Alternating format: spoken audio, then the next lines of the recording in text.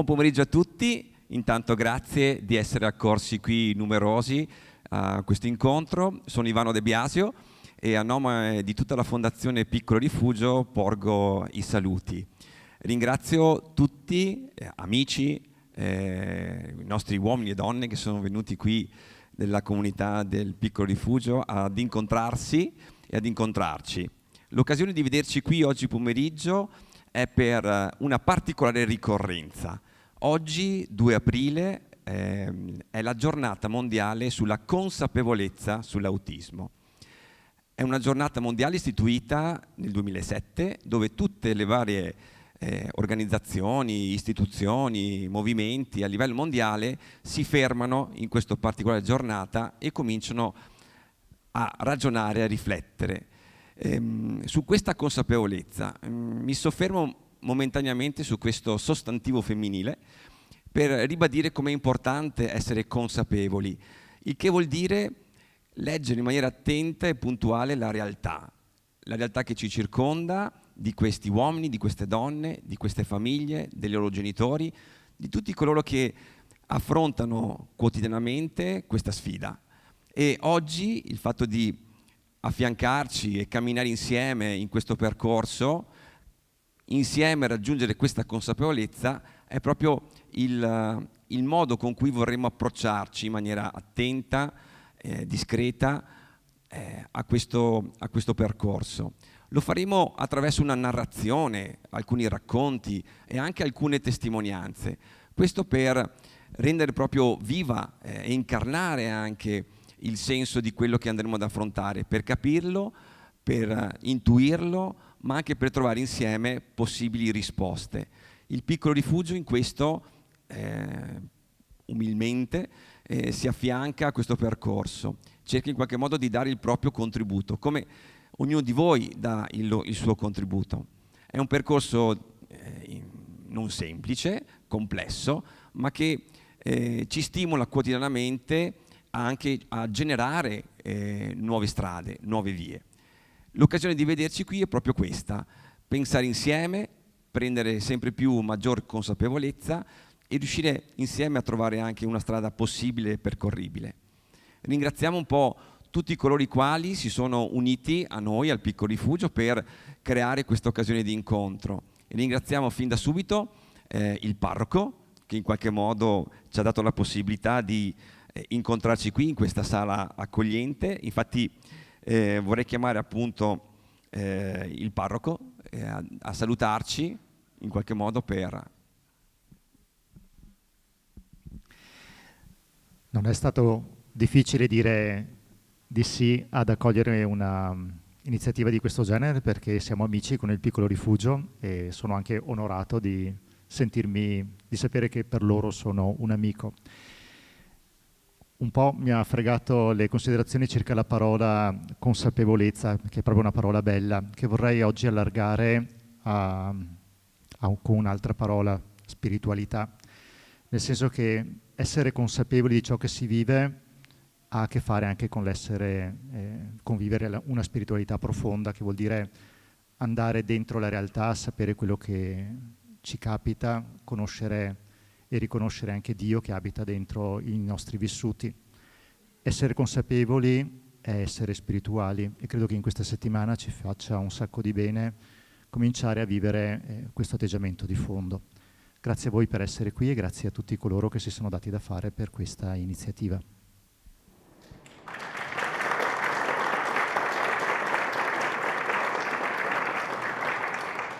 Grazie Don Andrea, ci sentiamo di casa allora. Dunque abbiamo anche la presenza qui oggi di Stefania Trevisan, che è la vice sindaco di Susegana, che chiediamo di salutarci. Grazie mille, buon pomeriggio a tutte e a tutti. E innanzitutto vi ringrazio per l'invito ad essere qui. Io approfitto per portarvi i saluti da parte mia, chiaramente del sindaco e di tutta l'amministrazione comunale. Un po' chi mi ha preceduto ha parlato di consapevolezza, ecco, quindi mi aggancio un po' anch'io a questa parola. Essere consapevoli, lo dicevamo prima, lo diceva Don Andrea, significa vivere e conoscere realmente quello che si vive. E credo che sia molto importante anche dal punto di vista, diciamo così, della dimensione politica di ognuno di noi, nel senso che essere consapevoli, richiamare questa parola, la consapevolezza, significa anche richiamare un'attenzione su qualcosa di importante, ovvero i diritti che queste persone hanno e che hanno le loro famiglie che sono state colpite da questo disturbo dello spettro autistico. Ecco.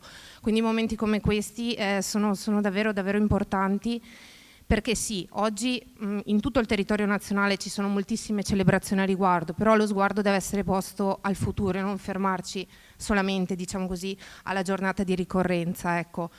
Io vi auguro una buona visione, un buon pomeriggio e niente, vi faccio sapere che come amministrazione, ecco, ci siamo. Grazie mille.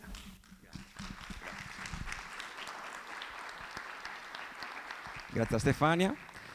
Ricordiamo che questo tipo di evento, oltre per merito di tutti quanti coloro i quali si sono resi disponibili per organizzarlo, è anche grazie ai fondi dell'8 per 1000 che appunto la diocesi di Vittorio Veneto ha in qualche modo dato al Piccolo Rifugio per organizzare questo tipo di iniziativa.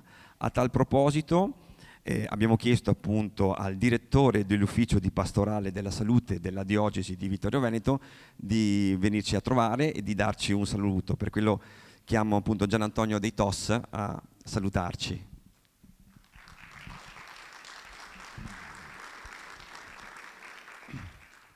Grazie di questo invito, siamo, come posso dire, orgogliosi di poter essere tra di voi oggi. Io in particolare porto l'abbraccio di Monsignor Vescovo e della Chiesa diocesana, della diocesi di Vittorio Veneto. Sapete che il Vangelo ha uno sguardo particolare verso le persone che portano con sé la fragilità e la vulnerabilità. E a voi famiglie in particolare, che con tanta cura e tanto amore custodite nel vostro seno questi ragazzi speciali, perché sono dei ragazzi speciali, è vero? Che stanno tra l'altro crescendo anche di numero, perché io, quando ero direttore dell'azienda sanitaria mi stupivo del vedere che di anno in anno cresce questa sindrome, questo spettro cosiddetto, no? Voi sapete che c'è è una situazione di fragilità che però ha tante variabili, tante situazioni che cambiano, no? Dalle forme più facili, più semplici, alle forme molto più complesse. No? Sono 600.000 le famiglie in Italia che hanno un ragazzo con questo tipo di problematica.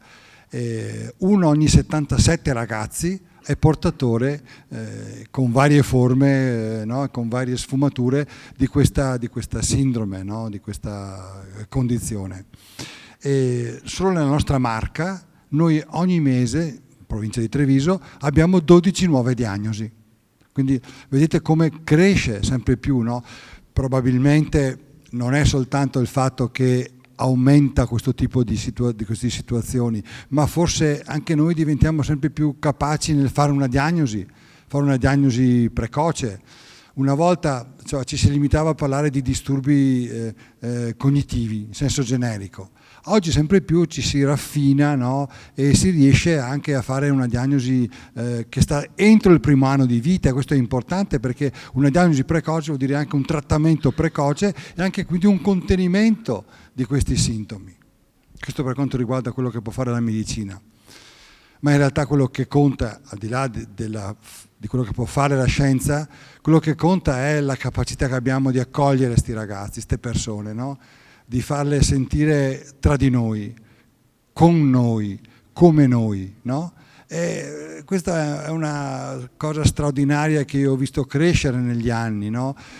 Grazie al Piccolo Rifugio, per esempio, no? Che da sempre si fa carico di queste situazioni, ma non solo, molte situazioni stanno crescendo sempre più, per fortuna sia a livello locale sia a livello nazionale, e sempre più si entra nella mentalità di creare una società, un modo di vivere che sappia tenere accanto a queste situazioni, farle crescere, dare autonomia sempre di più.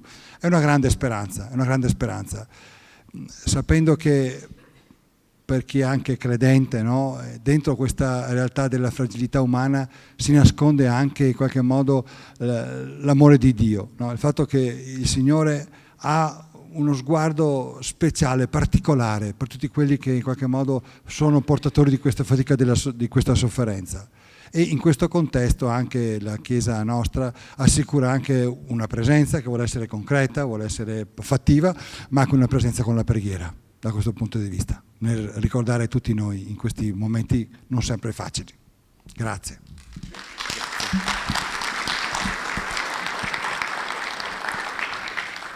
Porto i saluti anche dell'omologo, appunto della diocesi di Treviso, Don Antonio Guidolin, ossia l'attuale direttore dell'ufficio di pastorale della salute, che purtroppo per impegni istituzionali non ha potuto essere presente. Come detto prima anche da Don Andrea, inizia la settimana santa e lui purtroppo è stato trattenuto dal vescovo presso la cattedrale di Treviso. Comunque porge i saluti e augura a tutti noi un buon pomeriggio. Come abbiamo detto all'inizio, per mettere a terra un po' l'argomento di oggi, vorremmo iniziare con una narrazione, con un racconto. E questo racconto lo consegniamo in questo momento a chi ha voluto essere qui presente oggi, ossia a Franciscus Vendrame, il quale vuole condividere con noi uno spettacolo che in qualche modo cercherà di affrontare questo tema e cercherà di condividere con noi una storia. Lo spettacolo sarà anche accompagnato dalle musiche di Simone Chivillò e il testo originale è appunto tratto da Jean-Louis Fournier. Il titolo dello spettacolo è Dove andiamo papà? Lasciamo allora ai nostri musici e artisti la parola.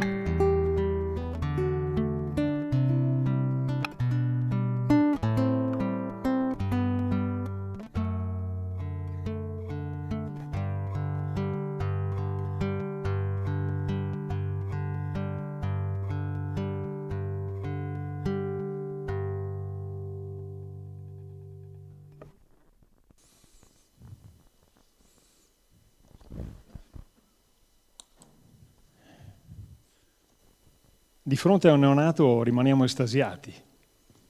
Un neonato è bellissimo, è una cosa piccola, coccola, meravigliosa. Stiamo lì a contemplarlo, a guardare gli occhi, il naso con le narici, le naricine, la bocca, le labbrucce, le orecchiette.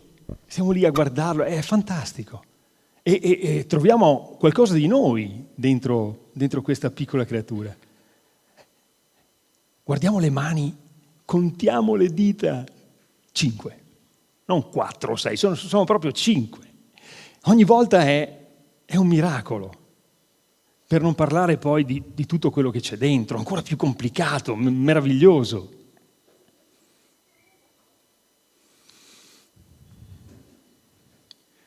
Fare un figlio significa rischiare.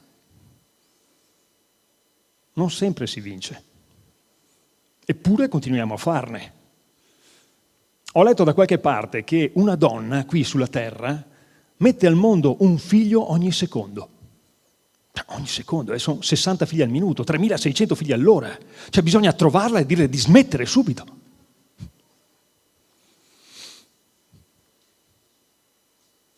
Alzi la mano chi non ha mai avuto paura di avere un figlio anormale, handicappato.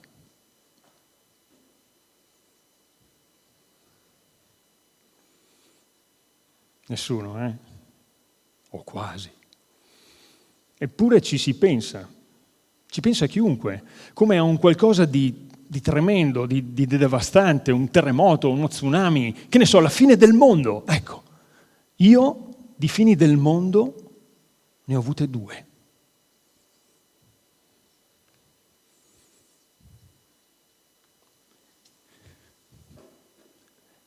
Se un figlio che nasce è un miracolo, un bambino handicappato è un miracolo alla rovescia. Mattia non ci vedeva bene, aveva le ossa fragili, i piedi e la schiena storti, una foresta di capelli ispidi sulla testa. E non era bello, no, ma quello che è peggio è che era triste. Farlo ridere, no.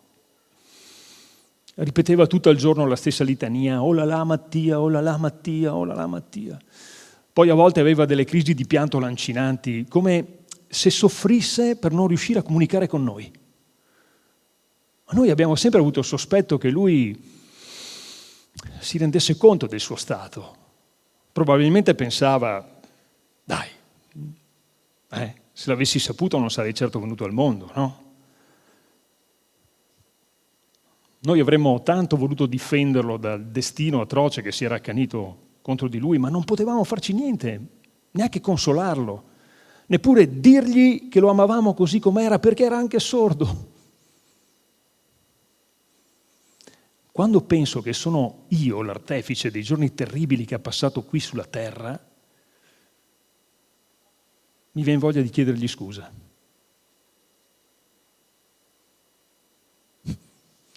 Tommaso invece fin dal primo giorno che ha messo piede in macchina chiede ossessivamente: dove andiamo papà? Stiamo andando a casa, Tommaso. 1 minuto dopo, con lo stesso candore, ripete la domanda. Non registra. Dopo la 10ª volta non rispondo più. Non so neanch'io dove stiamo andando, Tommaso. Guarda, andiamo a schiantarci contro quel muro, eh? Un figlio handicappato, poi 2, perché non 3? Non me l'aspettavo. Dove andiamo, papà? Dove andiamo? Tommaso, andiamo a prendere l'autostrada contromano. Andiamo in Alaska ad accarezzare gli orsi. Andiamo per funghi, amanite falloidi, e poi stasera ci facciamo una bella frittata. Andiamo a camminare sulle sabbie mobili, sprofonderemo, andremo giù fino all'inferno. Dove andiamo, papà? Superata la 100ª volta, poi insomma diventa divertente. Magari oggi batte il suo record. Che poi con Tommaso non ti annoi mai. Cioè, lui è il re del tormentone.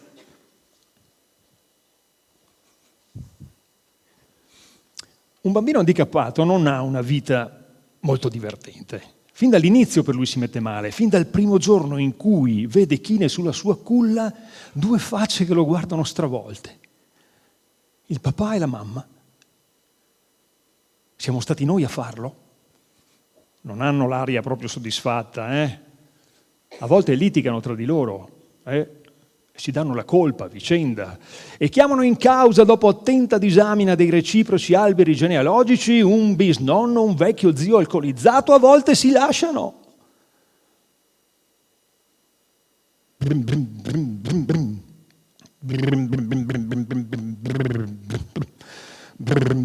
Mattia fa spesso con la bocca. Lui è convinto di essere una macchina. Il problema è che a volte fa la 24 ore di Le Mans, va avanti tutta la notte senza un attimo di pausa. Brum, brum, brum, brum. Tu sei a letto da un'ora e brum, brum, brum, brum. E cominci a essere stufo, brum, brum, brum. Le ore sono 2, basta Mattia, basta, per favore, brum, brum. Mattia smetti, tu domani devi andare a lavorare, suona la sveglia, presto, brum, brum. Basta Mattia, basta, spegni quel motore Mattia! Brum, brum, brum, brum, brum. È inutile anche provarci, cioè, voglio dire, non smette per forza. Allora io sono lì seduto sul letto e mi vengono in mente delle idee terribili. Tipo adesso lo prendo e lo butto dalla finestra. È che non servirebbe a niente. Abitiamo al piano terra, continuerei a sentirlo. Allora mi consolo pensando che anche i figli normali non fanno dormire i loro genitori. Ben gli sta, no? Sì.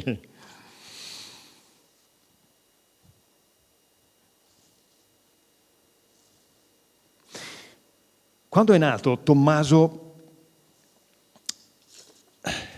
era una meraviglia. Biondo, con gli occhi scuri, sorrideva tutto il tempo, lo sguardo vispo. Io non dimenticherò mai la gioia che ho provato quando l'ho visto per la prima volta. Piccolo, fragile, prezioso, con questi capelli finissimi, sembrava un cherubino del Botticelli. Ho detto agli amici che finalmente capivo cosa volesse dire essere padre di un figlio normale. Che cosa volesse dire avere un figlio normale? Ma abbiamo cantato vittoria troppo presto. Tommaso si ammala spesso, dobbiamo ricoverarlo in ospedale diverse volte. Un giorno il medico curante ha finalmente il coraggio di dirci la verità. Tommaso è handicappato come suo fratello.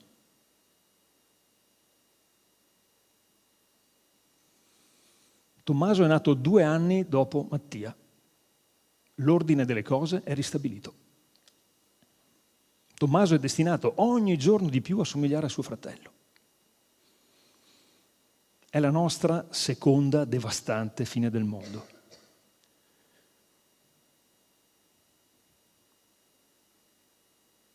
Certo che con noi la natura non ci è andata leggera, Neppure il più cinico degli sceneggiatori avrebbe pensato ad una scena del genere dentro il suo telefilm, pur di caricare di pathos l'eroe, di strappare lacrime agli spettatori, no? Avrebbe evitato per non scadere nel ridicolo, diciamolo, no? Per non caricare troppo la mano.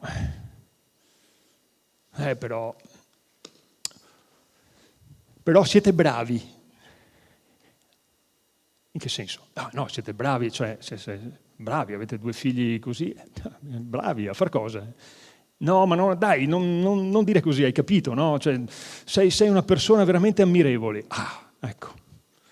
La natura mi ha dato la parte del padre ammirevole, che poi non so bene che fisico dovrei avere, cioè non so come sono abbastanza ammirevole, non lo so che cosa voglio, io non so neanche se farò piangere o se farò ridere.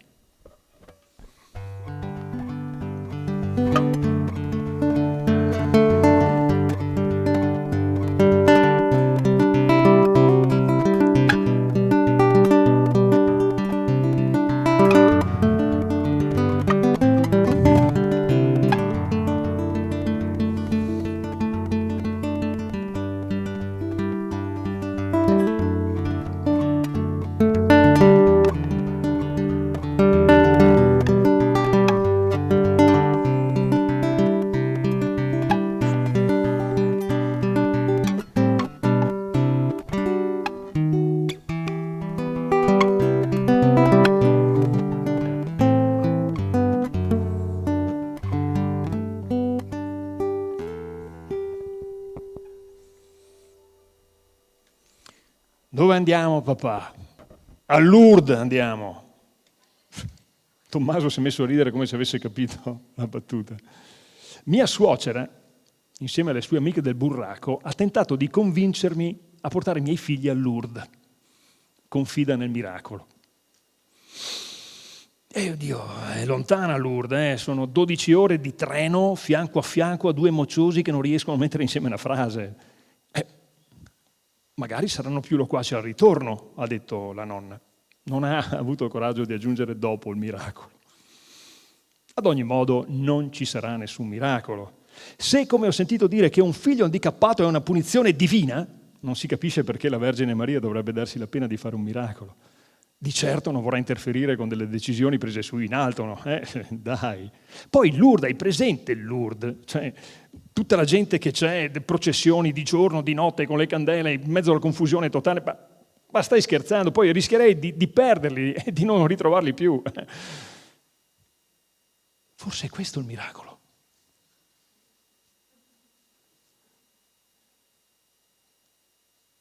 Quando hai un figlio handicappato, devi essere pronto a sentirti dire un sacco di idiozie. Intanto ci sono quelli che pensano che te lo sei meritato. Vabbè, una volta un tizio che non doveva volermi un gran bene mi ha raccontato la storia del giovane seminarista che stava per prendere i voti, quando si innamorò di una ragazza, al punto tale che lasciò il seminario, si sposarono, ebbero un figlio, handicappato, chiaro, no? Se l'era cercata. Poi ci sono quelli che invece ti dicono, ma sai, magari non è neanche colpa tua, cioè, magari è per colpa di tuo padre. Mio padre, come ho fatto a non pensarci prima? Ma certo, mio padre. Mio padre una volta l'ho incontrato una notte in un bar, era un luogo che frequentava assiduamente, e l'ho incontrato in sogno e gli ho fatto conoscere i miei figli, perché lui nella realtà non li ha mai conosciuti, è morto prima che nascessero. Papà, ehi papà, cosa c'è? Guarda, ma chi sono? Sono i tuoi nipoti, papà, Mattia e Tommaso. Come ti sembrano? Uno schifo. Papà, volevo dirti che è colpa tua. Ma cosa stai dicendo? È colpa tua, è colpa di tutto quel vino che hai bevuto. Papà! Si è girato dall'altra parte e ha ordinato un prosecco. Poi ci sono quelli che ti dicono, guarda, se capita a me, io non ci penso un attimo, li affogo alla nascita come un gatto, che poi non hanno una grande fantasia. Evidentemente non hanno mai provato ad affogare un gatto. E poi ci sono quelli che io adoro, quelli che ti guardano con l'occhio languido e ti dicono, ma i figli handicappati sono un dono del cielo. Non lo dicono per fare dell'ironia, no? Di solito non hanno un figlio handicappato. Quando hai un figlio handicappato, in realtà tu non lo sai subito,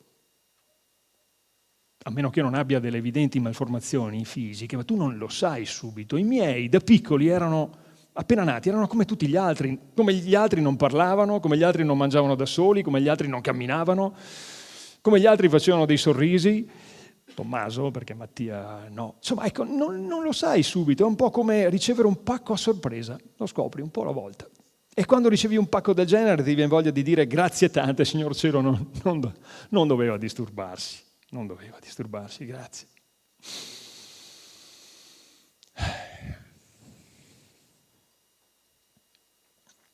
Quando è nato, Tommaso ha ricevuto un bellissimo regalo.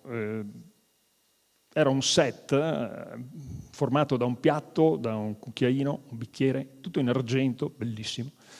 Sul bordo del piatto erano incise delle piccole conchiglie di San Giacomo e anche sull'impugnatura del cucchiaio. È stato il suo padrino a fargli questo regalo. All'epoca uno dei nostri migliori amici e direttore generale di una grande banca. Poi Tommaso ha cominciato a crescere e il suo handicap si è rivelato e non ha più ricevuto regali dal suo padrino. Se fosse stato normale, probabilmente avrebbe ricevuto, che ne so, la macchina fotografica, la penna stilografica per le grandi occasioni, la racchetta da tennis. Ma siccome non era come tutti gli altri, non doveva aspettarsi niente. Insomma, ecco. Non c'è da prendersela neanche col suo padrino, ci mancherebbe. Probabilmente si sarà detto, la natura non ha fatto regali a questo ragazzo, non vedo perché glieli devo fare io. Ecco, a parte che Tommaso non avrebbe neanche saputo cosa farsene di tutta quella roba. Adesso il cucchiaio e il bicchiere, sinceramente non ricordo che fine hanno fatto, però il piatto ce l'ho ancora, lo uso come posacenere. Mattia e Tommaso invece non fumano, non saprebbero neanche da che parte cominciare, però con loro abbiamo dei seri problemi di dipendenza dalle droghe. Tutti i giorni diamo loro dei sedativi per tenerli tranquilli.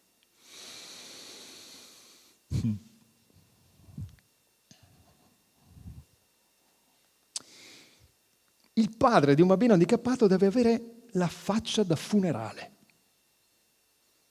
Mettere un naso rosso per stappare una risata, no, non se ne parla neanche. Non gli è neppure consentito ridere. Sarebbe di cattivo gusto. Poi, se i figli handicappati sono 2, lui deve sentirsi 2 volte più affranto. Quando non hai avuto fortuna nella vita, devi essere credibile nella parte. Assumere un'aria disperata è una questione di etichetta. E io dell'etichetta me ne sono sempre fregato. Allora, una volta ho chiesto un appuntamento col primario dell'istituto dove erano ricoverati Mattia e Tommaso e ho detto: professore, senta, ma è un dubbio, ma siamo sicuri che Mattia e Tommaso siano del tutto normali? Dai, non è divertente? No, neanche lui non l'ha trovata divertente, ma forse aveva ragione, non lo era. Però non aveva capito che questa era l'unica cosa che avessi trovato per non sprofondare. Come Cyrano de Bergerac prende in giro il proprio naso, io prendo in giro i miei figli. È il mio privilegio di padre.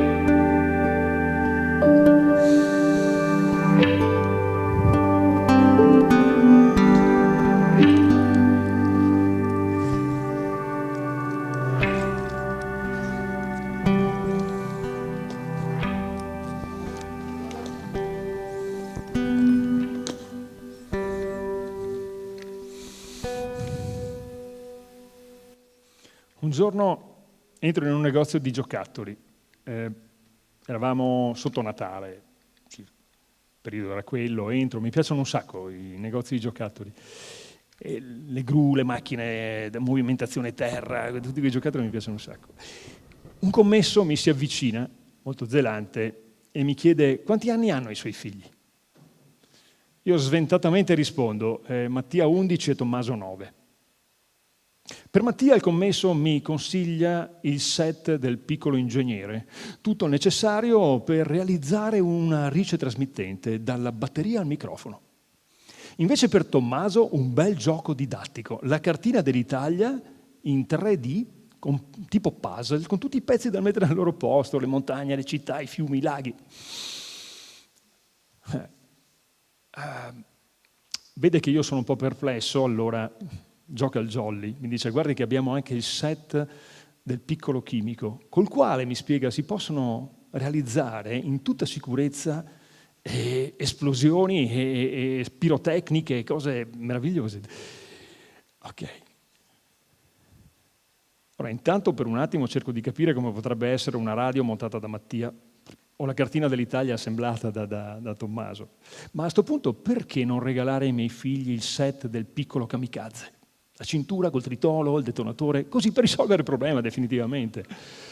Comunque ho ascoltato il commesso molto, molto gentile e poi ho fatto la mia scelta. Come ogni anno ho comprato un orsacchiotto per Tommaso e un'automobilina per Mattia. Sono andato alla cassa, il commesso non ha commentato, ha impacchettato le cose e poi mentre uscivo mi ha detto Buon Natale. Buon Natale. Mattia e Tommaso non hanno mai creduto in Babbo Natale e neanche nel Bambino Gesù. Non lo so, evidentemente avranno avuto i loro buoni motivi. Non hanno mai scritto una lettera per ricevere dei regali, peraltro sapevano che il santo bambino, insomma, quando fa i regali bisogna stare attenti, no? Diffidare un po'. E niente, a casa nostra non c'è mai stato l'albero di Natale, per esempio, non l'abbiamo mai fatto, non abbiamo mai dovuto raccontare la solita storia per nascondere il fatto che eravamo noi a comprare i regali, non ci sono mai state candele accese in casa, si sa mai, danno fuoco alle tende, quei due lì, e niente, ma non ci sono mai stati occhi sgranati, sguardi pieni di meraviglia, no, Natale era un giorno come tutti gli altri a casa nostra.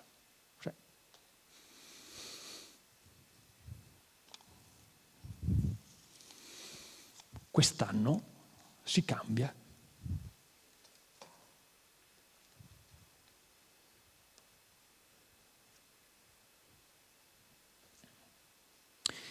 Per un periodo abbiamo avuto una governante a domicilio che si occupava dei bambini. Lidia, veniva dalla Moldavia, era bionda, un po' grezza, gli occhi azzurri, i modi da contadina, insomma, però con i bambini era fantastica. Una miniera di buon senso, lei li trattava come se fossero normali. Sì, a volte li riprendeva anche quando combinavano qualcosa, così, normali. Ricordo che una volta avevano combinato non so che disastro e li ha ripresi dicendole: ma allora avete la paglia al posto del cervello? Ecco. Questo era il problema, hai capito? Cioè, Mattia e Tommaso avevano la paglia al posto del cervello. Aveva ragione Lidia. È la sola diagnosi esatta che sia mai stata fatta nei loro confronti. Neanche i medici se ne erano accorti.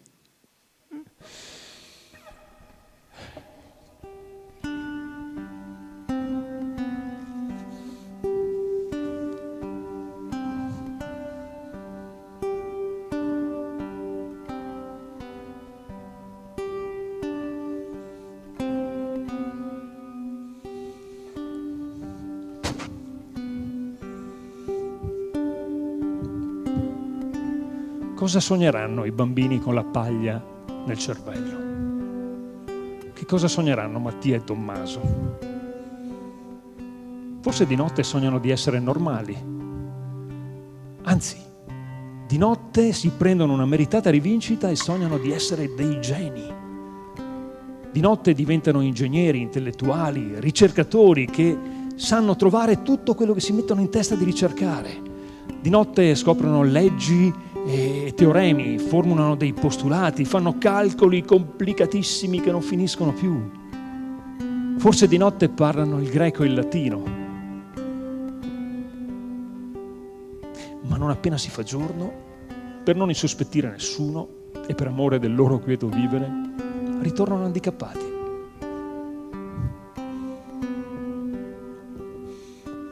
Se qualcuno gli chiede qualcosa, fanno finta di non capire per non essere costretti a rispondere. Poi, di giorno non hanno voglia di andare a scuola, di imparare i compiti a memoria, di fare le operazioni. Del resto li si può anche ben capire. Cioè, dopo aver trascorso tutta la notte sopra i libri, di giorno senti il bisogno di rilassarti un attimo, no? E così fanno gli ebeti.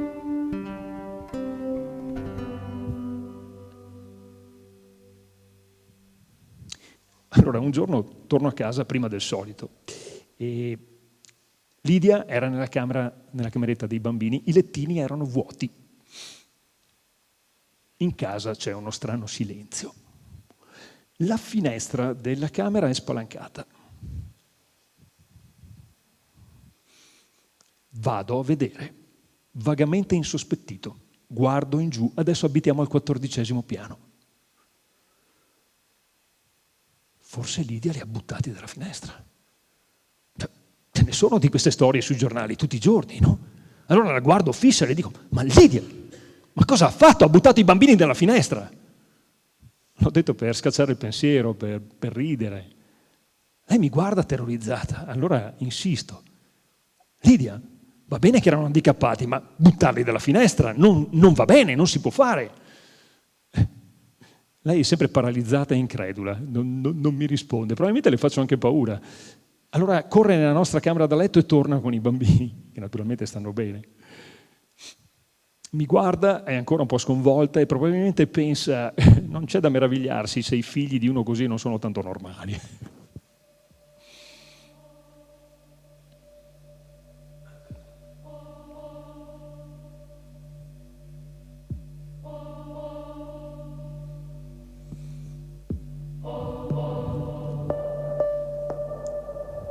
È autunno. Attraverso il bosco a bordo della mia macchina, lentamente, una decapotabile. Mattia e Tommaso sono seduti dietro. Il paesaggio è meraviglioso, è stupendo, il bosco è un tripudio di colori, sembra di stare dentro un quadro di Watteau. Bellissimo. Non posso dire a Mattia e a Tommaso: guardate che bello. Loro non perdono tempo a guardare il paesaggio, se ne fregano. Non potremo mai contemplare insieme un bel panorama. Non metteremo mai piede in un museo. Non conosceranno mai Watteau. Molte delle cose belle che aiutano gli uomini a vivere meglio, a loro sono precluse. Però gli restano le patate fritte. Quelle le adorano, soprattutto Tommaso che le chiama le fitte.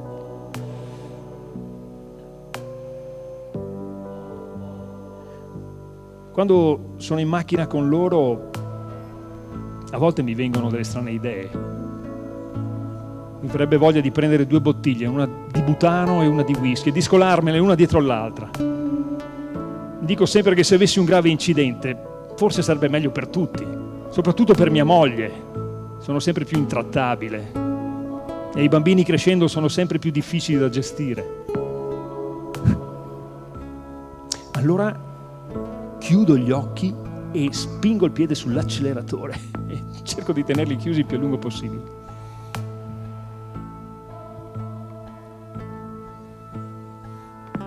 I miei figli sono in realtà molto affettuosi. Quando entriamo in un negozio, ad esempio, Tommaso vorrebbe sbaciucchiare tutti. Sì, tutti, proprio tutti, vecchi, giovani, alti, bassi, magri, grassi, neri, bianchi, tutti.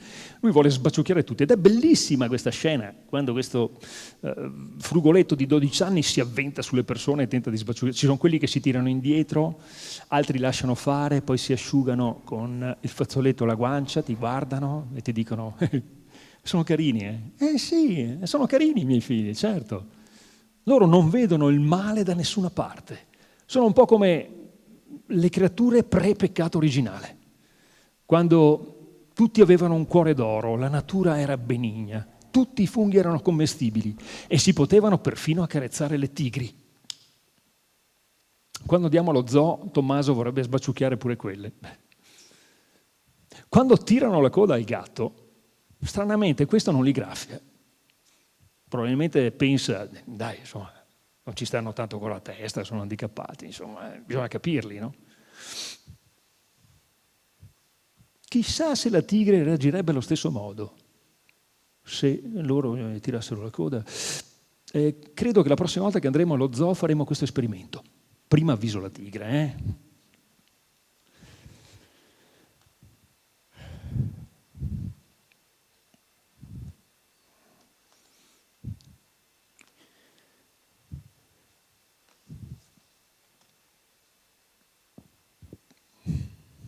Mattia è sempre più curvo. Ormai anche la kinesiterapia e il busto non servono più a molto. A 15 anni sembra un vecchio contadino decrepito che ha passato la vita a vangare la terra. Quando lo portiamo fuori a passeggiare, tutto quello che riesce a vedere sono le sue scarpe. Non riesce neppure più a vedere il cielo. Ho pensato di attaccargli 2 specchietti sulla punta delle scarpe, così almeno lo vede. I medici dicono che La scoliosi si è aggravata in maniera importante, che può causare problemi respiratori, problemi cardiaci. Bisogna tentare un intervento chirurgico alla colonna vertebrale. A 15 anni. Se bisogna, tentiamolo, lo tentiamo. L'intervento è un successo. I medici riescono a raddrizzarlo completamente. 3 giorni dopo Mattia muore, dritto come un fuso. In fondo l'intervento che doveva permettergli di vedere il cielo è perfettamente riuscito, no?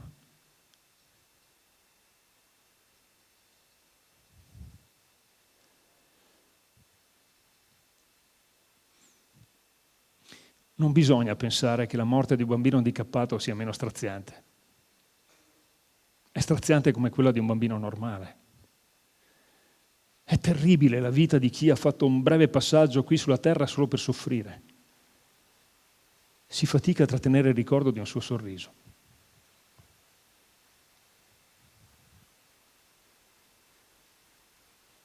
Per un momento abbiamo temuto che Tommaso soffrisse per la mancanza del fratello. All'inizio lo cercava dappertutto, apriva le porte, andava nelle stanze, gli armadi, i cassetti, nelle borse, cercava dappertutto, ma per fortuna non è durato molto. Ben presto tutte le sue cose, i disegni, la cura di Snoopy, ecco, l'hanno ben presto riassorbito. Tommaso adora dipingere e disegnare, bravissimo. Lui è un astrattista che non ha conosciuto le fasi figurative. Lui ha approdato direttamente all'astratto. È molto creativo, non torna mai su una sua opera, ne compone di infinite che poi regala, compone infinite opere per la mamma, questa per il papà, questa per la mia sorellina Maria. E quando l'ha finita la regala e se tu gli dici che è bello, sembra felice.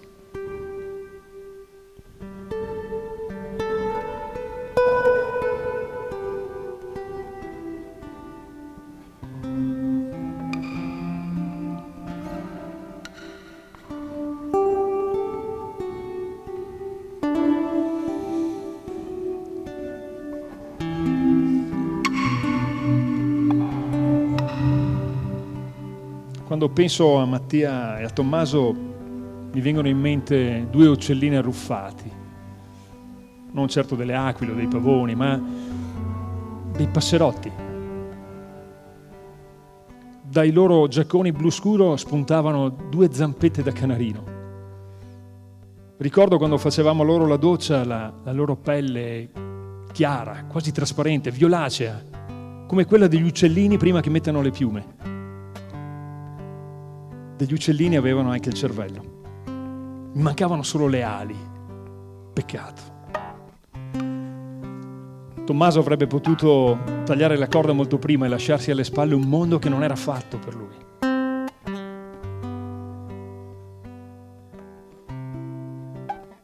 Se foste stati come gli altri, io mi avrei portato al museo. Avremmo guardato insieme i quadri di Rembrandt, Monet, Turner e di nuovo Rembrandt.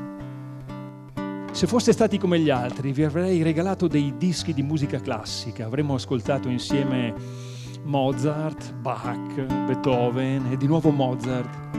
Se foste stati come gli altri, vi avrei regalato dei libri, un sacco di libri di Prévert, Proust, Quinault, Ionesco e di nuovo Prévert. Se foste stati come gli altri, saremmo andati al cinema, avremmo visto insieme i vecchi film di Chaplin, Eisenstein, Hitchcock e ancora Chaplin. Se foste stati come gli altri, vi avrei portato nei migliori ristoranti, avremmo degustato insieme del meraviglioso Chambol Musny e ancora del Chambol Musny. Se foste stati come gli altri, avremmo giocato insieme a tennis, a pallavolo, a basket. Se foste stati come gli altri, saremmo saliti in cima ai campanili delle cattedrali per guardare il mondo dall'alto. Se foste stati come gli altri, vi avrei portato al ballo, insieme alle vostre fidanzate, a bordo della mia vecchia decappottabile. Se foste stati come gli altri, vi avrei regalato un sacco di vestiti alla moda per farvi sembrare più belli. Se foste stati come gli altri, vi avrei allungato delle banconote sotto il tavolo per comprare dei regali alle vostre fidanzate. Se foste stati come gli altri, avrei dato una grande festa per il vostro matrimonio. Se foste stati come gli altri, avrei avuto dei nipoti. Se foste stati come gli altri, forse avrei avuto meno paura del futuro.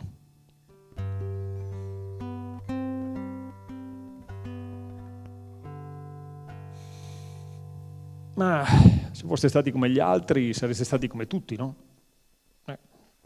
Magari non avreste combinato un granché a scuola,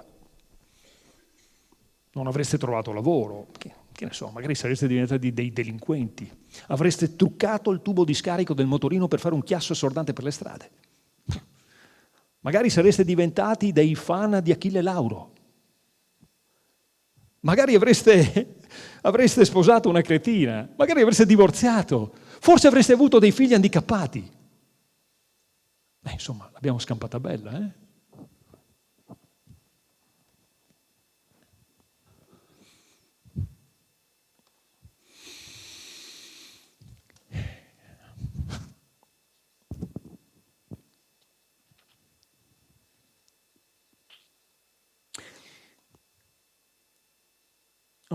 Ho comprato di seconda mano un'altra decappottabile, mi piacciono, una bella macchina americana con la carrozzeria verde, gli interni bianchi, un po' vistosa.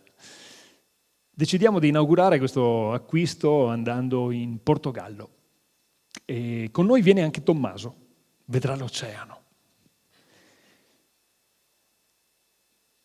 Dopo una notte trascorsa in Spagna, l'auto scivola silenziosa sull'asfalto e ci porta fino a destinazione, in Portogallo.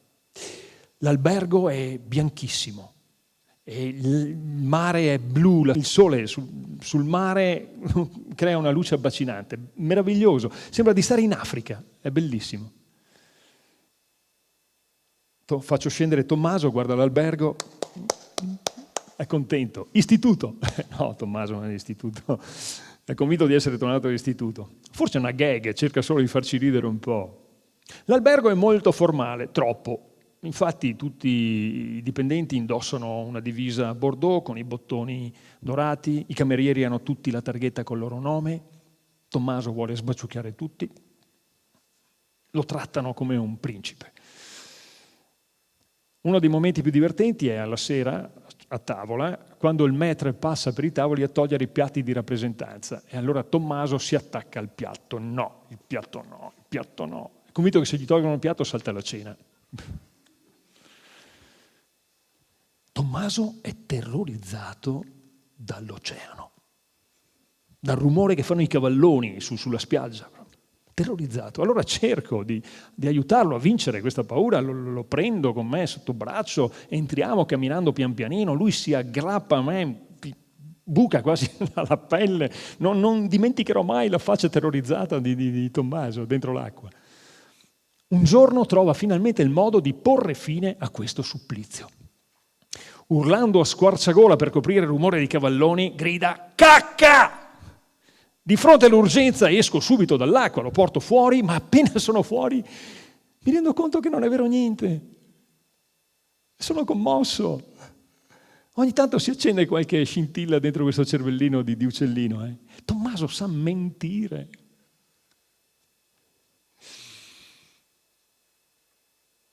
Si sentono certe madri sospirare davanti alla culla del loro bimbo. Che bello! Pensa se rimanesse sempre così, se non crescesse mai. Le madri dei bambini handicappati sono più fortunate, possono giocare alle bambole per tanti anni ancora. Il problema è che il bambolotto in questione un giorno peserà 30 kg e non sarà sempre così docile.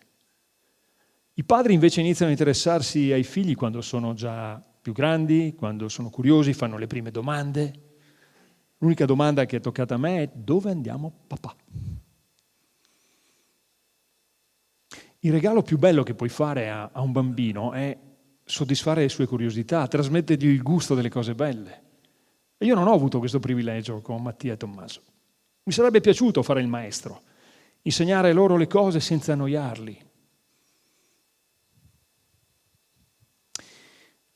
Io ho diretto cartoni animati che i miei figli non hanno mai visto, ho scritto dei libri che non hanno mai letto. Io avrei voluto che fossero orgogliosi di me, che dicessero ai loro compagni: oh, guarda che il mio papà è più forte del tuo. Insomma, se i figli hanno bisogno di essere orgogliosi dei padri, i padri forse hanno altrettanto bisogno dell'ammirazione dei figli, no?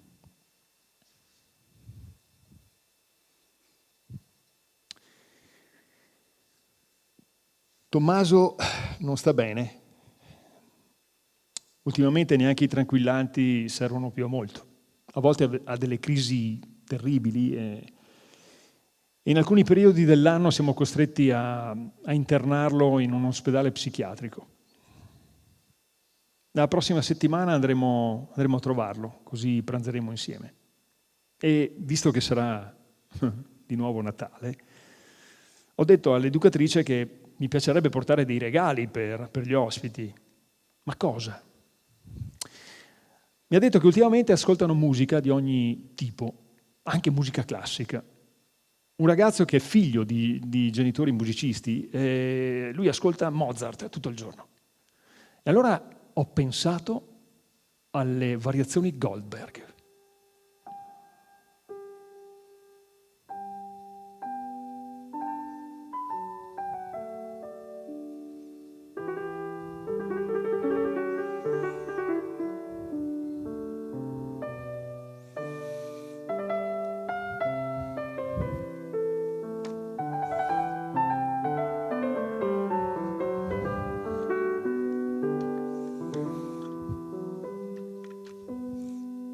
Una musica che Bach compose appositamente per il conte von Kieserling, che non era proprio un tizio molto tranquillo. E l'ospedale è pieno di conti von Kieserling, quindi forse Bach farà bene.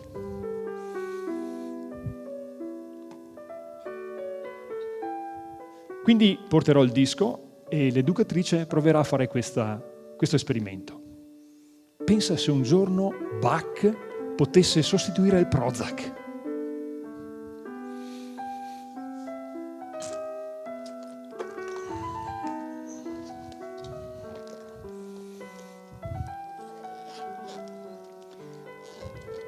Adesso quanti anni hanno i tuoi figli? Cosa diavolo ne frega di quanti anni hanno i miei figli? I miei figli sono senza tempo. I miei figli sono senza tempo. Mattia non ha più un'età e Tommaso è entrato nel 100° anno di vita. Sono due vecchietti ingobbiti, non ci stanno tanto con la testa, ma sono sempre gentili e affettuosi con tutti. I miei figli non hanno mai saputo quanti anni avessero. Tommaso continua imperterrito a mordicchiare un vecchio orsacchiotto. Non sa di essere diventato vecchio, non gliel'ha detto nessuno. Quando erano piccoli ogni anno dovevamo comprare loro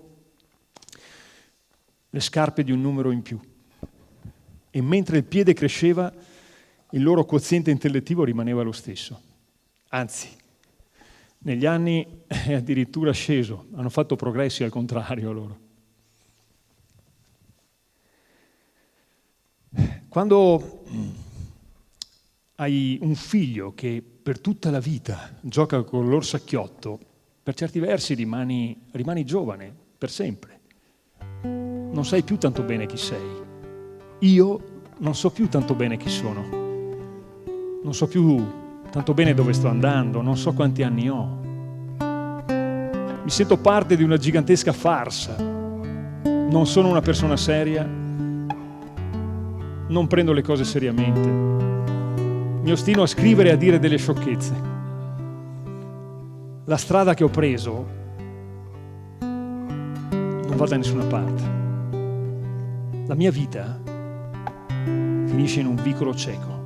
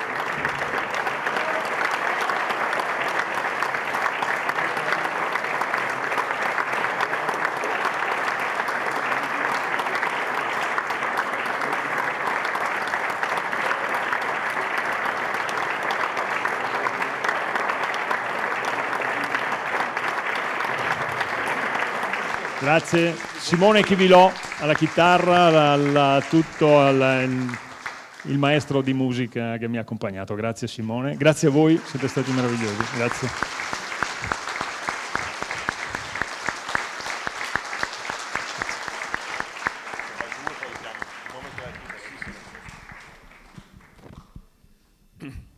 Ringraziamo ancora una volta Franciscus e Simone di questa narrazione. Penso che sia stata importante per tutti noi.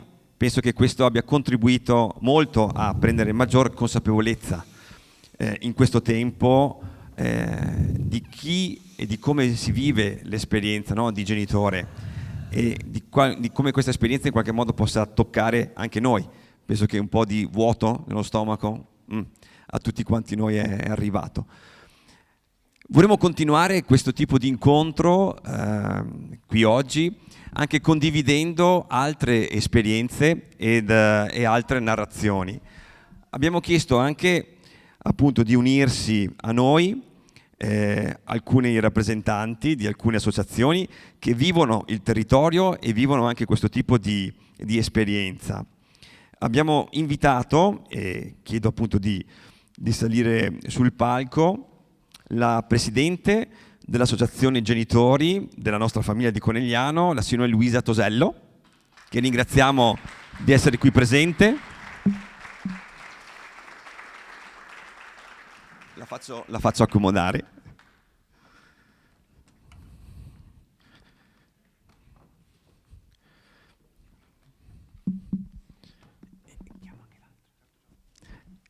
E appunto insieme a Luisa abbiamo chiesto anche a Teresa Bernadello dell'associazione ANXA di Treviso di unirsi a noi.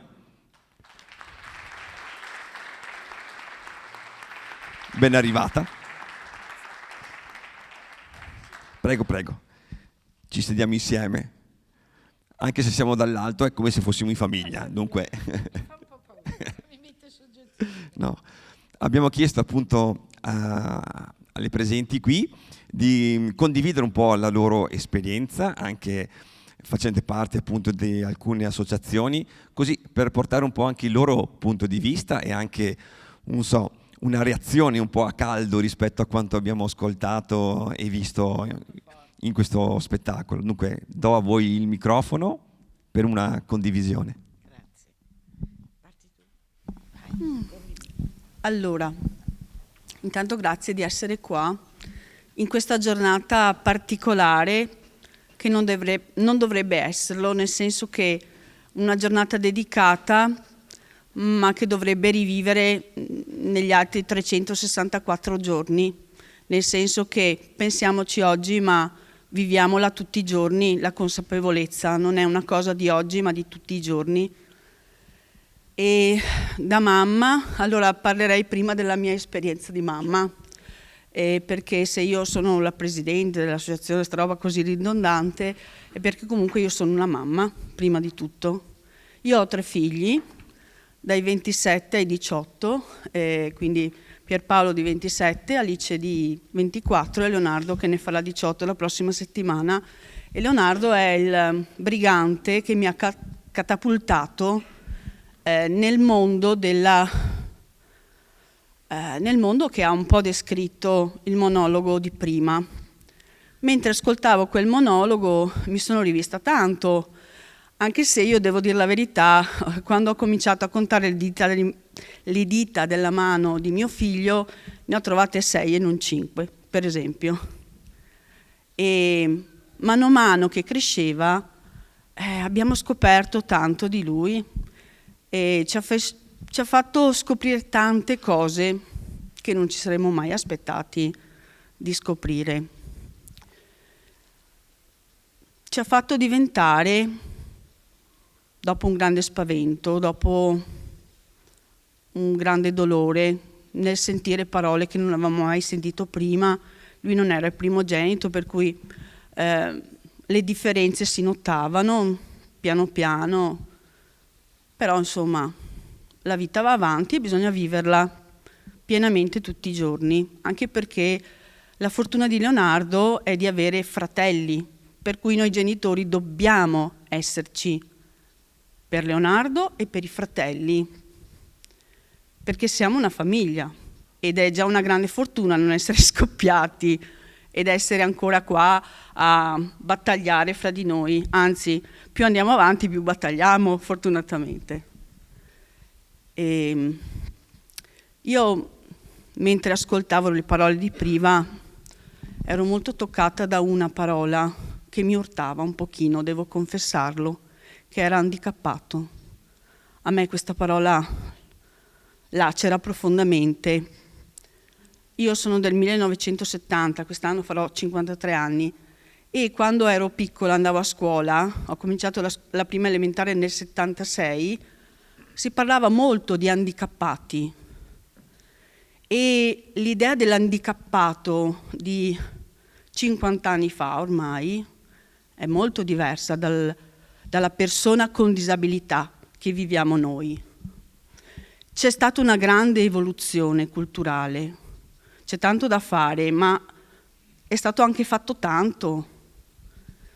E handicappato a me non piace, perché si vede solo il limite di quella persona e non quanto quella persona ci fa andare noi oltre il limite.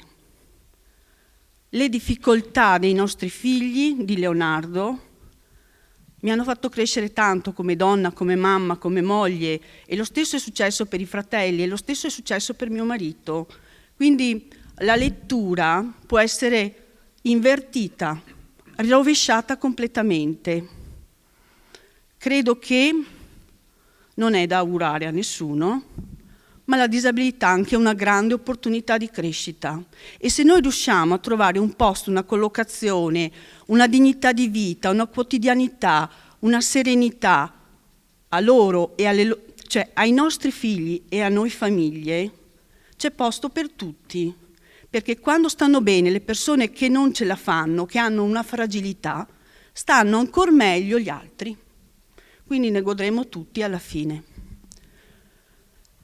Leonardo per tanti anni, per alcuni anni perlomeno, noi siamo di Istrana, quindi è stato seguito dalla nostra famiglia di Treviso, ha fatto le scuole elementari e poi siamo usciti nell'universo mondo della scuola, adesso lui frequenta la scuola superiore.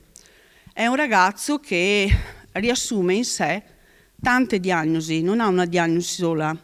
Probabilmente quella dell'autismo è quella che è arrivata dopo e non c'è neanche scritta sulle carte alla fine, perché lui ha una sindrome genetica molto rara e poi ha questo grosso problema comportamentale, questo ritardo cognitivo che ci mette a prova tutti i giorni, ma che ci ha fatto anche incontrare tante grandi opportunità.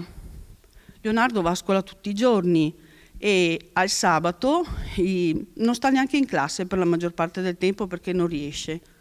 Ma per noi famiglia è importante che lui trovi un equilibrio con i suoi pari e quindi se riesce a stare 10 minuti in una mattina in classe sono 10 minuti fantastici e se i ragazzi della sua classe, i suoi compagni lo vanno a trovare nella sua stanza, nella sua classe, lui li riconosce, ci fa festa, ma la cosa che io ho chiesto come mamma è non mandate ai docenti, non mandate ai ragazzi, lasciate loro liberamente di scegliere, di andare e lo fanno tutti i sabati.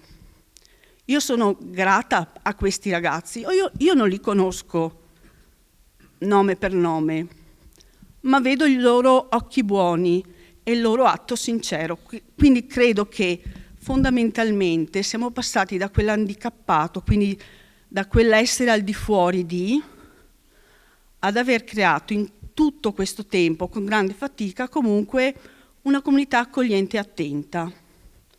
Però questo succede se lo facciamo tutti insieme, non può esserci uno che lo fa più dell'altro. Tutti dobbiamo metterci in rete, si può sbagliare, si può vincere, ci sta nel gioco della vita. E quindi credo che per noi, perlomeno con grande difficoltà, niente da dire, ci sono momenti in cui non vorremmo proprio saperne della disabilità di Leonardo, perché io dico sempre che non non me ne faccio una ragione, a me non piace vedere tutti i limiti che lui ha, però scelgo ogni giorno di accoglierlo e di volergli bene per come è, perché non è un giocattolo sbagliato, non è un qualcosa di rotto, lui è fatto così, rientra nella normalità dell'essere umani, non è diverso, cioè lui è diverso, ma fa parte della natura dell'uomo. Paradossalmente fanno parte tutti della natura dell'uomo. Anzi, molto spesso portano a galla quelli che sono poi anche i tesori umani più preziosi che noi abbiamo. L'istinto di Leonardo nel trovare le persone e nel scegliere le persone che più opportunamente gli servono, fra virgolette, è un istinto da seguire sempre. E cioè, mi fa soffrire tanto, però mi dà anche tante opportunità di crescita Leonardo. E questo ha fatto sì che nel tempo comunque abbia anche pensato che l'esperienza che noi viviamo come famiglia deve diventare più ampia. Ecco perché a me, per esempio, stamattina sono andata alla camminata in blu e non solo a Treviso con Leonardo e ho detto, io qua più che blu vorrei vedere un arcobaleno di colori, perché tutto sommato siamo tutti uguali e tutti diversi. E quindi una disabilità di un tipo non è così differente da un altro tipo, perché al centro deve esserci la persona. Infatti io direi che più che altro dovremmo essere, la consapevolezza di essere persone dovrebbe essere al centro di questo, persona. E poi ci sono altre due parole forse che mi girano spesso in testa ultimamente, che sono sguardo. Sguardo perché? Perché noi come genitori o come familiari ci sentiamo lo sguardo della comunità attorno, a volte lo sentiamo pesante su di noi, lo sentiamo giudicante, a volte lo sentiamo di compatimento, lo sentiamo di cosa non giusta, cioè lo senti che non è lo sguardo bello, accogliente, lo senti che non... Però siamo noi che poi dobbiamo andare incontro a quello sguardo e spiegare che forse non c'è proprio così tanto da compatire e che abbiamo trovato un equilibrio nel nostro essere comunque differenti, ma all'interno di un'umanità di cui dicevo prima. E l'altra cosa di cui appunto mi gira spesso in testa è il valore. Noi per primi dobbiamo essere consapevoli del valore che rappresentano i nostri figli, che rappresenta Leonardo, perché lui è un valore. Se io come mamma e come anche credente, perché poi c'entra anche questo fortunatamente, riesco a vedere il valore di Leonardo, ecco che quel valore fa migliorare tutto il contesto. Anche perché il Signore ci ha detto ama il prossimo tuo come te stesso, ma non ci ha detto come era fatto il prossimo tuo. Quindi insomma questa è una grande lezione per me come mamma e come donna. E questo ha fatto sì che nel tempo io mi relaziono con Dino Mulotto, che vedo qua davanti, nel coordinamento, con le associazioni, eccetera, perché è importante essere rete fra genitori. Quello che io ho imparato, le lezioni più importanti che io ho appreso e che apprenderò sicuramente nel futuro, io le ho tutte imparate ascoltando altri genitori più grandi di me, più avanti di me nella storia dei loro figli.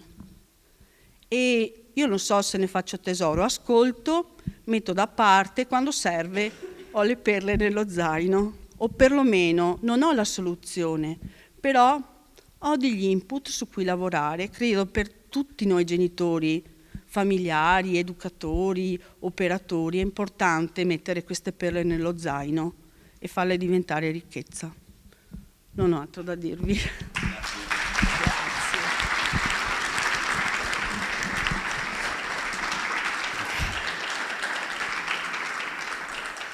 Buonasera, mi chiamo Maria Teresa e sono una volontaria dell'associazione ANXA Treviso. ANXA, come ci tengo a dire, mi ha commosso molto il discorso di Luisa, perché io non ho figli o parenti autistici, ma sono 30 anni che li frequento, faccio volontariato e mi hanno dato tanto, perché essere vicina a loro e alle loro famiglie ha cresciuto il mio essere. Ho capito. Le amiche mi dicono: dai, vieni a giocare a carte, vieni con noi. Perché? Perché non stare vicino a questa gente, aiutarli, fare parte di un'associazione e di un mondo veramente. È bello, vi assicuro,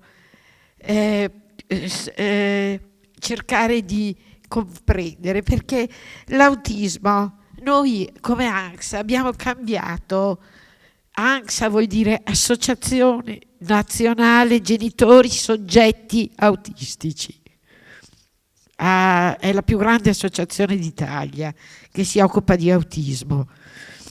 2 anni fa, 3, abbiamo cambiato. Non più soggetti, ma persone con autismo, perché sono persone tutti. E io penso che aiutare gli altri sia una cosa che ti riempie il cuore. Io non sono molto religiosa, non sono una che frequenta molto la chiesa, però sento la necessità di stare vicina a queste persone, di cercare di aiutarle. Noi come associazione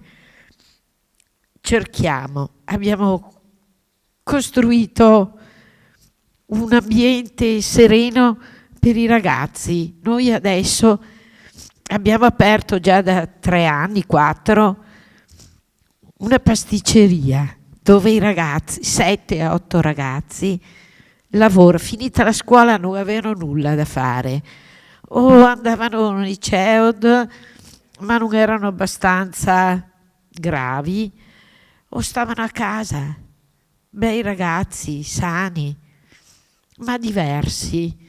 Ma i diversi bisogna cercare di capire. Noi dobbiamo cercare di capire loro, non perché loro devono capire noi. Siamo noi che dobbiamo cercare di entrare nel loro mondo, confrontarci con loro e cercare di capire le loro esigenze. Adesso abbiamo bambini dai 4 ai 9 anni. È un laboratorio, si chiama i Minions. E li facciamo 2 pomeriggi alla settimana, li facciamo giocare, gli insegniamo a vestirsi, li portiamo in piscina, cerchiamo di dare gioia e sollievo alla famiglia, perché purtroppo non è vero che tutte le famiglie accettano il fatto di avere un ragazzo diverso. Qualche famiglia non lo accetta. Molte famiglie si dividono per questo, specialmente i papà non accettano molto di avere un figlio tra virgolette normale, perché io dico qual è la normalità non si sa. Però cerchiamo di aiutare, perché vi assicuro, a me ha colpito molto questa cosa che è stata recitata qui.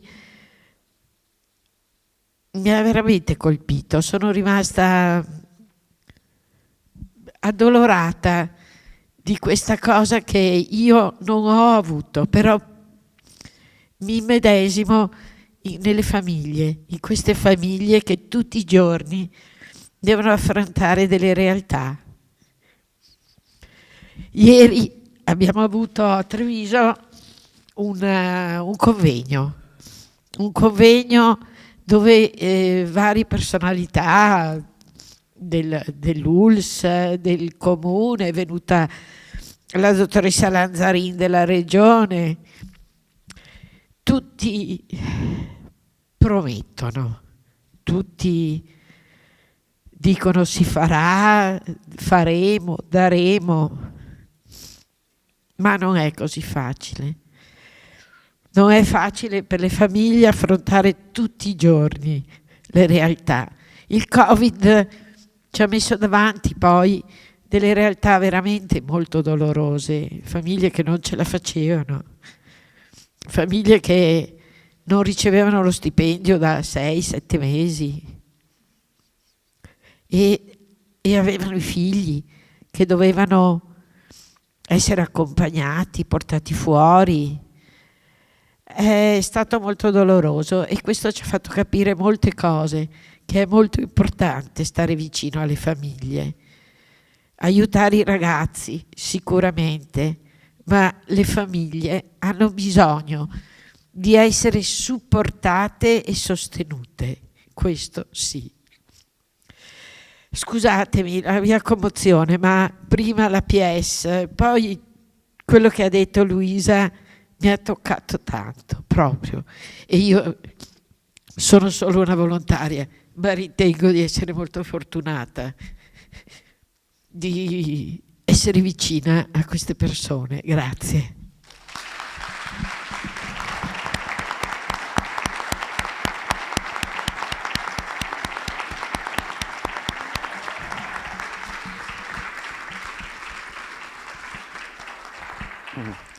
Ringraziamo Luisa e Maria Teresa della loro testimonianza, ma anche del lavoro fattivo che fanno. Certo. Due parole per l'attività dell'Associazione Genitori, perché Maria Teresa ha raccontato così bene cosa fa ANGSA e invece l'Associazione Genitori non ha una specificità di patologia. Noi ci occupiamo, vorremmo occuparci, ce la mettiamo tutta per sostenere le famiglie, perché le famiglie diventino consapevoli e competenti degli strumenti che sono a loro disposizione. Cerchiamo di aiutare la formazione delle famiglie, di dare informazione, formazione, sostegno. Attualmente stiamo attuando un progetto di sostegno ai fratelli, è un progetto pilota che stiamo facendo ad Oderzo, di cui siamo molto fieri, in cui accogliamo la famiglia interamente, indipendentemente dalla patologia, in cui il focus è proprio il sostegno ai fratelli, perché molto spesso i fratelli, i genitori lo facciamo inavvertitamente, però logicamente tendiamo a soddisfare i bisogni più forti, che molto spesso purtroppo sono della persona con disabilità, e il tempo sono 24 ore al giorno, non sono di più, le forze sono quelle e un po' i fratelli si perdono, e quindi proprio dall'esigenza dei genitori è partito questo progetto. Noi come Associazione Genitori cerchiamo di fare rete fra genitori, di sostenerci fra di noi, di parlare, di darci la possibilità di parlare un linguaggio comune, perché una cosa che ho scritto stamattina nel nostro gruppo WhatsApp, che naturalmente c'è, oggi è la giornata della consapevolezza, ok? Però dovremo essere persone, non diagnosi, cioè siamo persone che si incontrano, sempre e comunque persone. Quindi è questa la cosa che noi come Associazione Genitori vogliamo fare, è un incontro di persone, e Maria Teresa dimostra che ci sono le persone che non hanno l'esperienza diretta, ma che hanno un'empatia e ci vengono incontro. Ci sono, non è che il mondo è tutto cattivo, quindi sta proprio a noi cercare di coltivare questo humus positivo che c'è, e solo investendo sulle persone si può avere questo tipo di risultato, al di là della diagnosi che siamo normali o che ci sia qualche titolo strano, però alla fine siamo persone. Grazie. Il titolo dell'incontro di oggi era Autismi, famiglie e territorio. Qui il territorio è abbastanza rappresentato in maniera diffusa anche da parte di enti, gestori, piuttosto che istituzioni. Qual è secondo voi una esortazione da fare a questo territorio inteso come comunità più ampia o comunità anche più specifica per dare supporto e sostegno alle famiglie? Ma direi che secondo me bisogna soprattutto restare sempre in ascolto, cioè dall'ascoltare parte poi anche la risposta che dà il territorio. Io risiedo in un altro distretto e quindi faccio sempre i confronti. Io quando vengo un po' a Conegliano in queste zone mi sento in un luogo in cui c'è tanta cultura, e io mi sento di dire, non perché associazione genitori della nostra famiglia, però credo che, e poi ho anche conosciuto poi l'Anfa Sinistra Piave, il Piccolo Rifugio, ci sono delle realtà ben radicate che hanno fatto cultura nel tempo e che sono riuscite a portare alla ribalta del territorio i bisogni e le necessità. Però c'è da dire che la famiglia sta cambiando. I modelli familiari sono differenti. Io confronto spesso la mia esperienza genitoriale con l'esperienza che sto leggendo nelle giovani famiglie che incontro. Ci sono delle aspettative di vita e di realizzazione di sé che sono diverse da quelle che ho vissuto io. Adesso giustamente i genitori dei bambini e ragazzi con disabilità vogliono comunque cercare di mantenere una qualità di vita e di non immolarsi sull'altare della disabilità. Per cui è importante che il territorio vada a sostenere proprio i servizi rivolti alla famiglia, gli asili nido, l'accesso alla scuola materna, alla scuola elementare. Stiamo però notando, e anche ieri, in questi giorni, abbiamo fatto un po', si dice, una pachea dei convegni, eccetera, e la cosa che è emersa un po' in tutti gli incontri di questi giorni è che sta venendo meno la sensibilità nel prendersi cura dell'altro. I nostri ragazzi più giovani non si approcciano più alle professioni sanitarie, al prendersi cura dell'altro. C'è la propensione sempre più scarsa, sta venendo meno questa attitudine verso l'altro. E io da mamma un po' così ho ragionato. Quando io ero piccola dovevamo star bene tutti e c'era un senso di comunità, io mi sacrifico un pochino per star bene tutti, era una cosa che veniva molto naturale. Adesso invece la cultura è, prima di tutto devi stare bene tu, e il fatto di stare bene tu viene prima dell'altro e quindi fai più fatica a vederlo. Quindi direi che la comunità nell'insieme, il territorio deve cercare proprio di rendere di nuovo palese che il prendersi cura uno dell'altro fa bene a tutti, alle persone con fragilità, ma anche alle persone che sono normali, che stanno bene, perché prendersi cura dell'altro non è solo una questione di uno stipendio a fine mese, è una questione di umanità profonda, di motivazione profonda. Là, secondo me, nei prossimi anni ci sarà tanto da lavorare e tutta la comunità civile comunque deve continuare ad essere attenta, ad ascoltare e a sollecitare e anche ad avere buon senso rispetto alle nostre, rimostranze, nel senso che è logico, noi chiediamo, però poi bisogna trovare un equilibrio nelle cose. E quindi con una certa dialettica costruttiva e generativa si trova la strada, mettendo di fronte al fatto che comunque veniamo da anni in cui fra Covid, la guerra, ci sono state tante cose che stanno creando criticità e che saranno delle sfide per il futuro. Per cui insomma, però dobbiamo entrare in partita, starci e mettercela tutta tutti.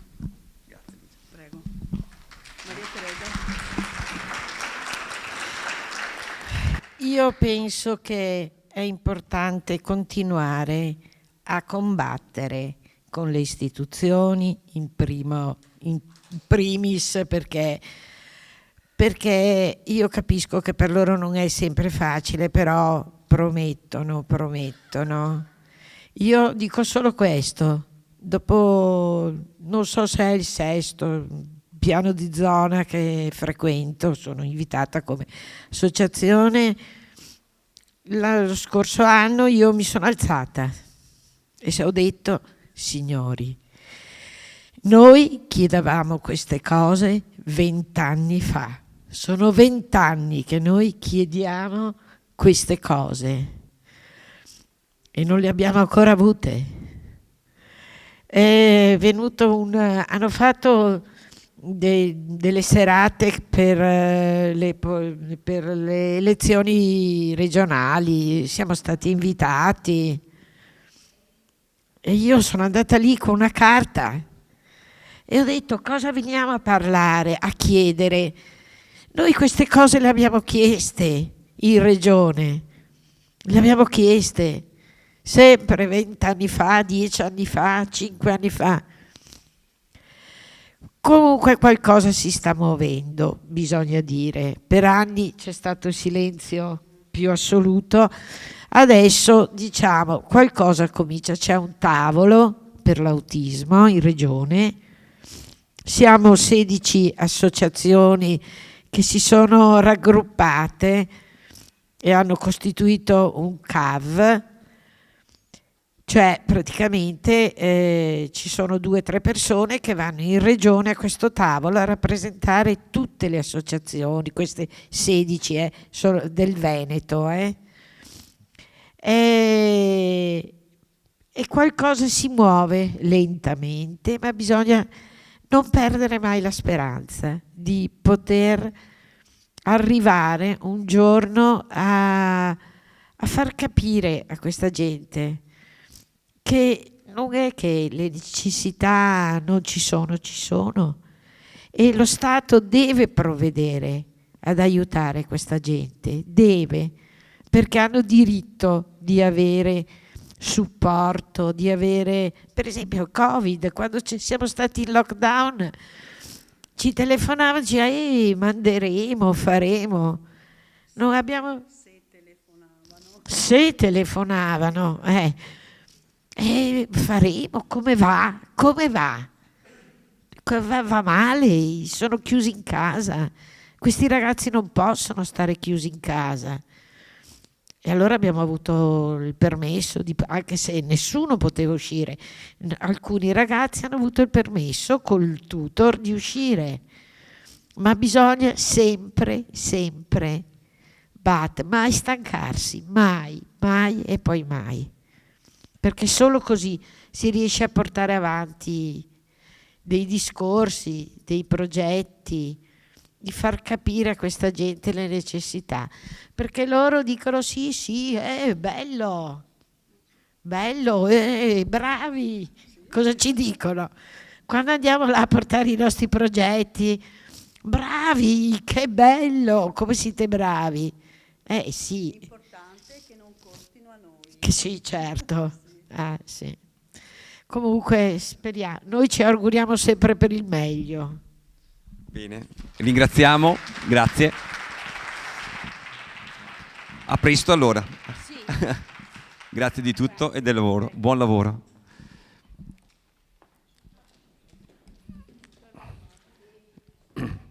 Stiamo giungendo al termine di questo nostro incontro, però vorrei chiedere aiuto ai miei colleghi educatori per presentare un attimo, velocemente, prima di congedarci, un po' l'esperienza del piccolo rifugio.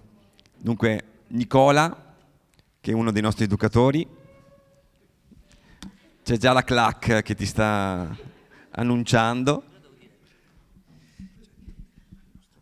Sì, allora, bene, intanto grazie di essere venuti.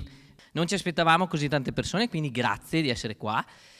Quello che facciamo noi al Piccolo Rifugio è dare delle opportunità, speriamo, qualitativamente interessanti. Offriamo delle esperienze partendo un pochino dal rispondere ai desideri delle persone che vengono da noi. Oggi è la giornata dedicata alla tematica dell'autismo, però mi piaceva l'idea di dedicarla alle persone in generale. Quello che facciamo noi a Piccolo Rifugio è ci occupiamo delle persone.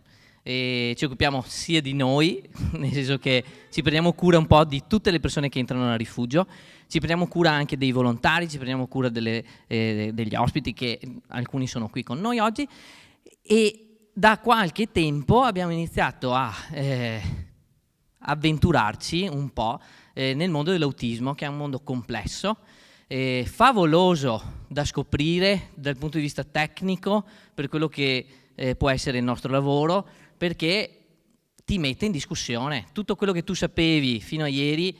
Noi abbiamo tantissima esperienza come Piccolo Rifugio nella cura della disabilità.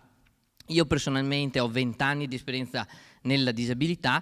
Scoprire un modo differente di conoscere le persone è una cosa importante. Ecco, quello che facciamo noi in questi anni è questo. Stiamo cercando di imparare a fare un lavoro ancora migliore, dando l'opportunità a persone che in alcuni casi non sono proprio considerate, cerchiamo di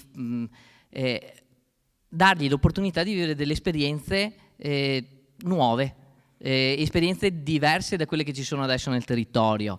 Il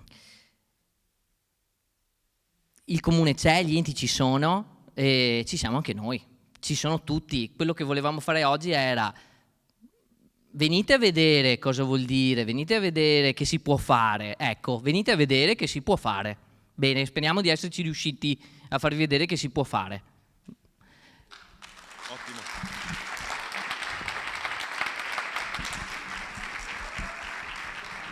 Grazie Nicola.